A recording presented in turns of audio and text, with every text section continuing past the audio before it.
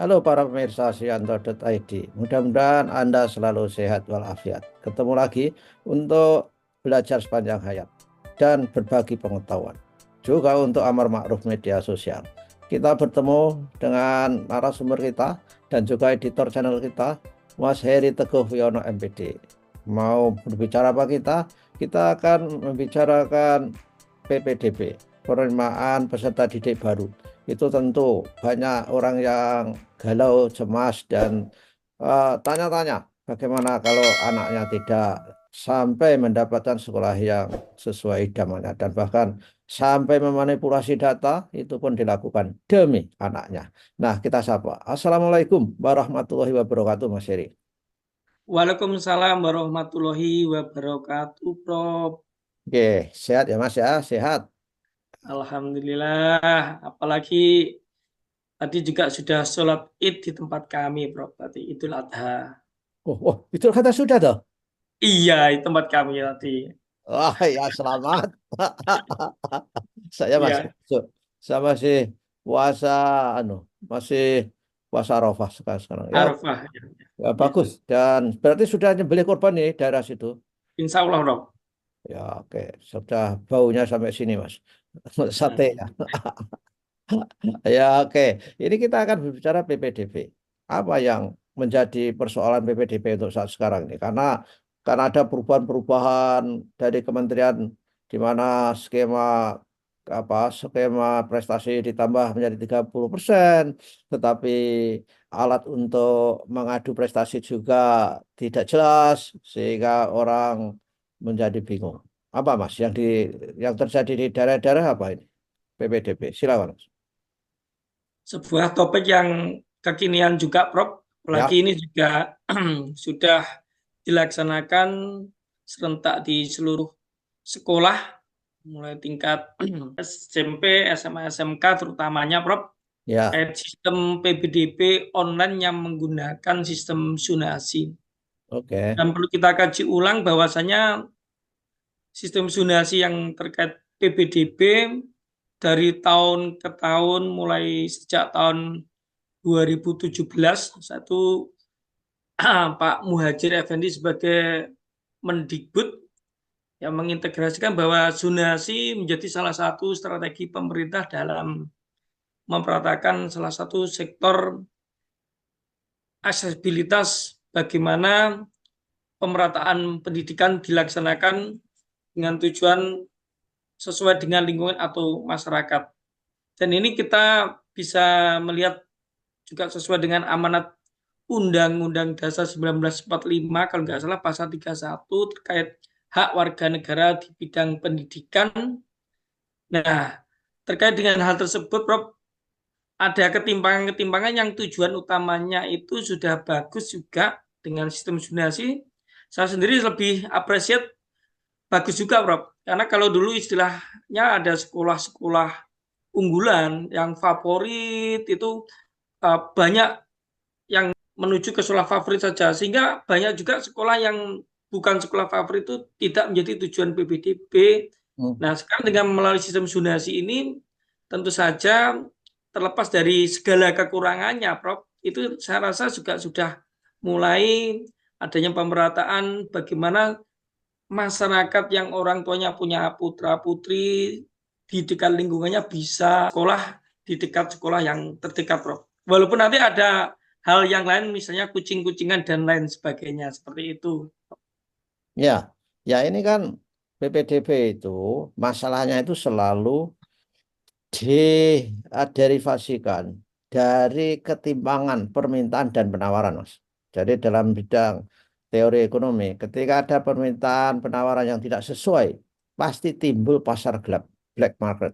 Black marketnya apa? Orang supaya ingin mendapatkan sekolah baik itu selalu misalkan ya pindah KTP, pindah kartu keluarga itu dan bahkan dulu ada yang memanipulasi keterangan miskin segala macam itu terjadi. Nah, sebetulnya PPDB itu sangat bagus karena orang attach dengan di mana dia bertinggal. Tapi masalahnya kita itu pemerintah daerah. Nah, oleh karena itu sekali lagi pemerintah daerah itu harus bekerja sama dengan masyarakat untuk membuat sekolah berkualitas kurang lebih sama di antara peserta PPDB itu. Kalau saja tidak, PPDB itu tidak memeratakan kualitas, tapi memeratakan masalah. Jadi, nah masalahnya banyak yang timbul. Nah, gimana yang diketahui Mas Heri di daerah itu? Saya yakin ini semakin baik PPDB itu, karena pemerintah daerah juga belajar, tahu akhirnya sekolah mana yang kurang siswa, kurang infrastruktur, dikaitkan dengan teritorialnya itu. Gimana, Mas? Mengaca hal tersebut, Prof, banyak sekali terjadi ketimpangan pemerataan bagaimana sistem zonasi berlaku di sekolah-sekolah di tingkat daerah, dan ini yang menyasar justru terjadi efek kepada pihak sekolah swasta, Prof. Oke. Ya, karena beberapa sekolah yang punya latar belakang merupakan sekolah unggulan itu masih berupa sekolah favorit yang menjadi tujuan PPDB utama orang tua. Ya. Ya, bahkan statement atau image di masyarakat, ya misalnya di tingkat SMP, dari guru-guru SD atau MI ataupun orang tua siswa yang masih kelas 6 SD itu menjadi takut kalau nggak mendaftar di sekolah negeri. Oh, Makanya Mas. mereka harus mendaftar di sekolah negeri, oleh gurunya didaftarkan.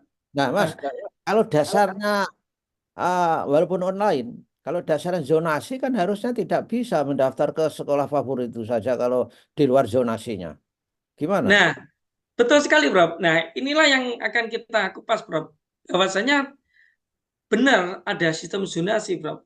Tapi sebagaimana kita ketahui bahwasanya ada porsi-porsi bahwa kita bisa mendaftarkan siswa ke sekolah itu mulai dari jalur zonasi. Ya, biasanya tiap daerah juga berbeda komposisinya, ya, sekitar 80%, Bro. Ya. Kemudian ada jalur lainnya, misalnya 10% itu dari afirmasi. Afirmasi misalnya orang tua yang menerima PIP atau kondisi yang kurang mampu, mohon maaf, Prof.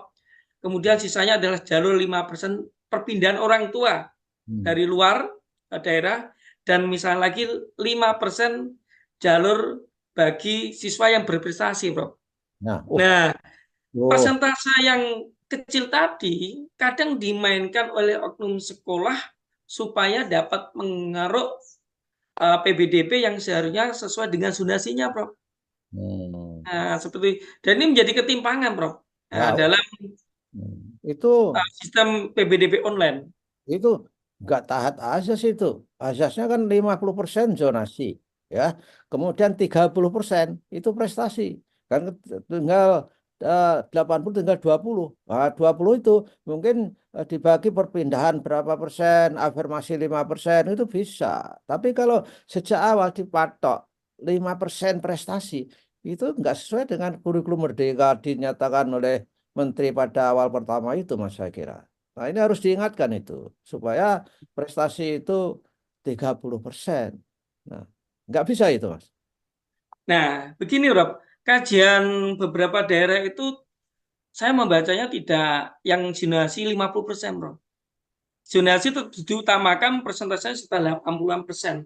Nah, Teman. nanti sisanya yang afirmasi, perpindahan orang tua, dan prestasi, itu kan masih ada celah, Bro.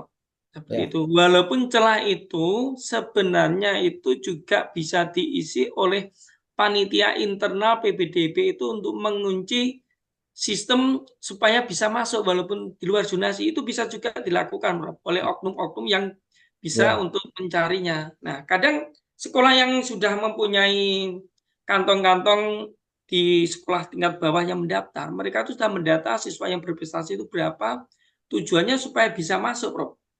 Nah, dengan tujuan nanti semakin banyak siswa yang berprestasi masuk, walaupun itu di luar zonasi, sehingga prosentasenya tidak sesuai, tujuannya juga untuk meningkatkan kualitas, misalnya nama sekolah nanti saat dalam proses pembelajaran membawa prestasi juga ke jenjang yang melanjutkan seperti itu, Prof. Nah, tapi kan dikunci bagaimana kalau hanya dikasih 5%. Padahal skema nasionalnya adalah 30%. Kalau begitu berarti zonasinya itu kebanyakan 80%. Karena skema prestasi itu harus dihidupkan supaya untuk mengimbangi skema zonasi, artinya mengimbangi penerimaan atas dasar zonasi yang tidak memperhatikan prestasi sama sekali. Yang penting rumahnya nemplek sekolah yang baik itu. Pasti diterima kan? Nah, gimana kok bisa 5% bisa menjadi banyak itu, Mas? Dikunci itu tadi aplikasinya. Di sistem, Prof, sudah ada Oh ketentuan ya. seperti itu, Prof. Nah, hanya saja sekolah itu bisa memasukkan di luar itu melalui jalur yang sebenarnya itu di luar zonasi, dimasukkan jalur prestasi nanti ataupun jalur afirmasi seperti itu, Prof. Hmm. Nah, Nah, dan ini ketimpangannya yang kita bahas tidak hanya ke sekolah yang kekurangan dari jalur zonasi itu sendiri, Prof, yang terutama sekolah yang swasta, Prof. ya, ya. Banyak sekolah swasta itu yang akhirnya menjadi kekurangan. Hmm. Makanya perlu alat evaluasi bagaimana misalnya pihak-pihak dari kepala sekolah swasta dengan kepala sekolah yang negeri dalam satu naungan MKKS nanti memang benar-benar melakukan pertemuan untuk bagaimana mengawasi sistem ini secara bersama-sama, Prof. Kalau Ya, misalnya pagunya itu sekitar kuotanya 5 rombel, misalnya, Prof, seperti itu, ya ya, nanti harus menerima sekitar itu, Prof. Jangan sampai nanti mengambil pagu di atas 5 rombel bisa mencapai 6 rombel. Karena memang kadang tujuannya ada yang kepala sekolah ingin di luar kuota itu nambah supaya apa? Kan bosnya juga tambah juga seperti itu, Prof. ya, ya. Nah, kemudian Nah, dari pihak swasta ini, Prof, banyak juga yang karena kekurangan siswa, tentu saja dia juga akan lumba-lumba bagaimana dia bisa mendapatkan siswa itu dengan segala cara seperti itu. Sehingga nanti terjadi persaingan yang tidak siap dalam mencari calon peserta didik baru, Prof. Bahkan di tingkat sekolah negeri pun banyak yang mengobrol janji-janji misalnya seragam gratis, mendapatkan fasilitas A, fasilitas B dan seterusnya, Prof. Dengan tujuan memang mengejar kuantitas dari jumlah siswa yang ada. ya. Seperti itu. Nah, itulah yang saya katakan moral hazard tadi. Timbul hasad moral terhadap proses itu ketika permintaan dan penawaran itu timpang. Nah, tentu saja Mas, dan misalnya swasta. Swasta yang baik saya kira nggak gentar itu. Di Jogja misalkan saja, saya kemarin ceramah di sekolah di sekolah swasta. Kemudian saya tanya, ini di SMP Mas, SD sini apakah ada yang masuk sini? Ada Pak, berapa jumlahnya? Tiga, loh, kok hanya tiga? Siswanya hanya 6. Nah, ini kan sebetulnya tanda-tanda ketimpangan peserta didik di negeri dan swasta itu mulai terasa bahwa orang tua itu Mas kalau berada itu lebih pengen menyekolahkan di swasta daripada di negeri untuk swasta yang baik karena memiliki Betul. kekhususan, memiliki keunikan. Kalau negeri itu kan melayani yang standar-standar saja gitu. Itu terjadi nggak di daerah situ? Sangat betul sekali, Prof. Banyak memang sekolah-sekolah yang swasta yang bonafit ya sudah mempunyai label bendera itu tidak usah mencari pun dia sudah akan didatangi orang tua. Tapi itu memang rata-rata kebanyakan orang tua yang menengah ke atas, Prof.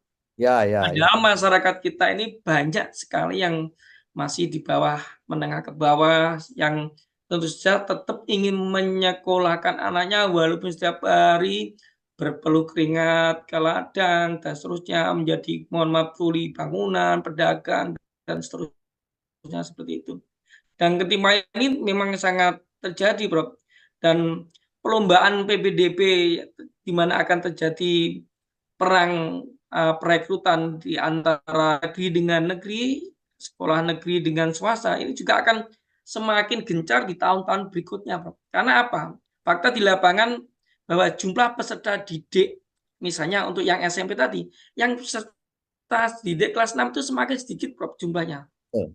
Ya, jumlah sedikit ini mungkin juga pengaruh dari faktor KB itu juga, Prof. Hmm. Ya, otomatis kan nanti jumlah pagunya juga dia ingin memenuhinya, jangan sampai terserap kurang.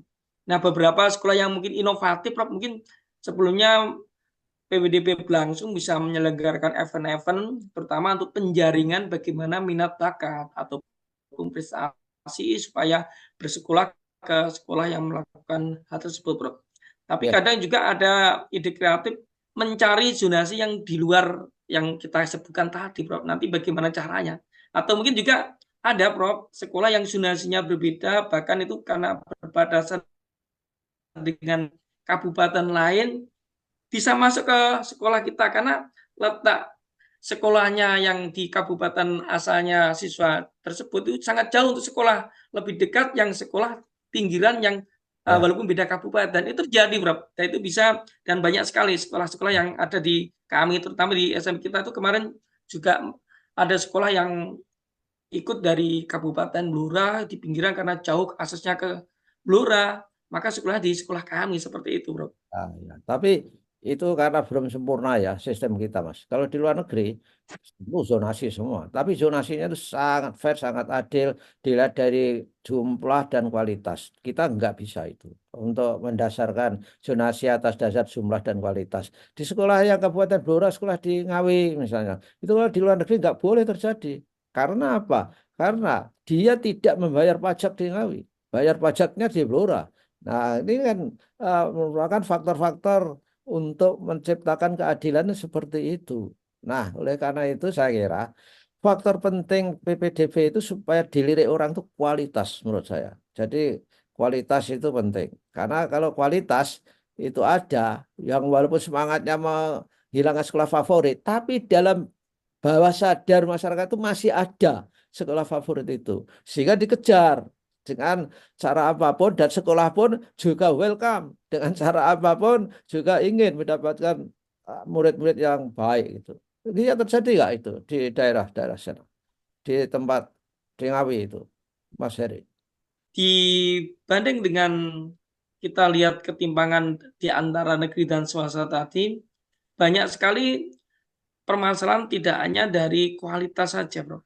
Ya, Sebenarnya dari PPDB online ini kita tidak hanya memandang bahwa kualitas itu adalah satu-satunya atau yang utama. hmm, Tapi yang sebenarnya ini adalah persoalan persepsi dan persoalan mental, Bro.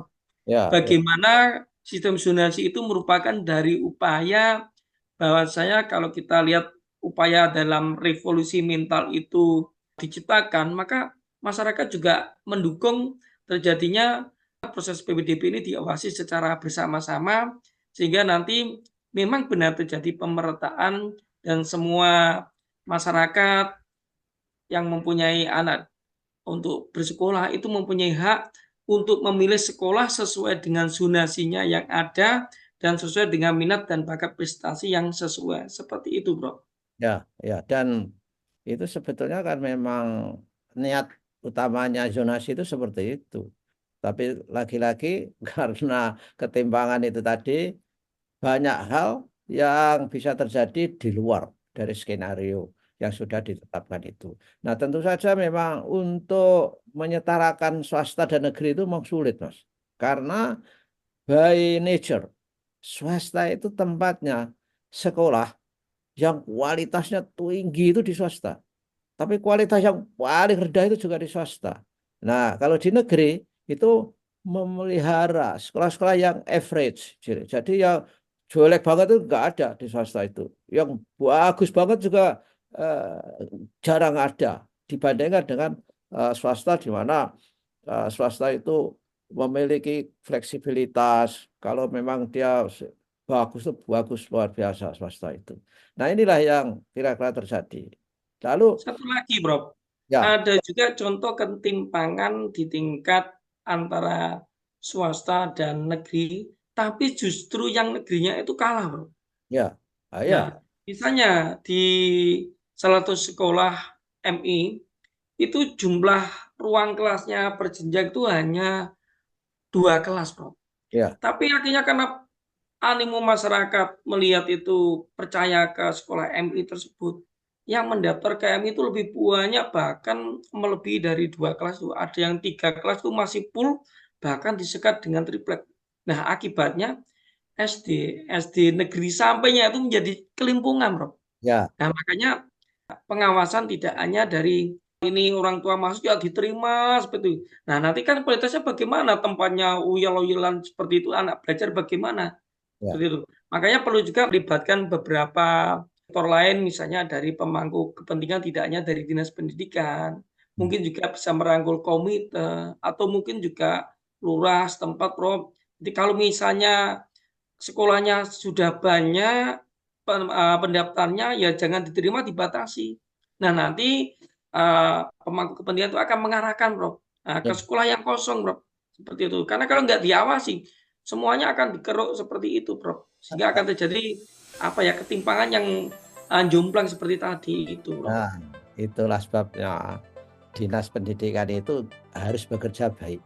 Jadi harus melaksanakan apa yang disebut dengan standar nasional pendidikan. Itu kan ada di standar pengelolaan. Berapa perbandingan guru, siswa, bahkan perbandingan antara siswa dengan luasan tanah yang dimiliki itu ada. Tapi itu orang mengabaikan itu. Jadi akhirnya ya terjadi hal seperti itu. Itu sebenarnya kalau menuruti standar nasional pendidikan yang sudah ada dan masih berlaku, yaitu terutama standar pengelolaan. Ini saya kira beres-beres saja walaupun menggunakan bendera zonasi.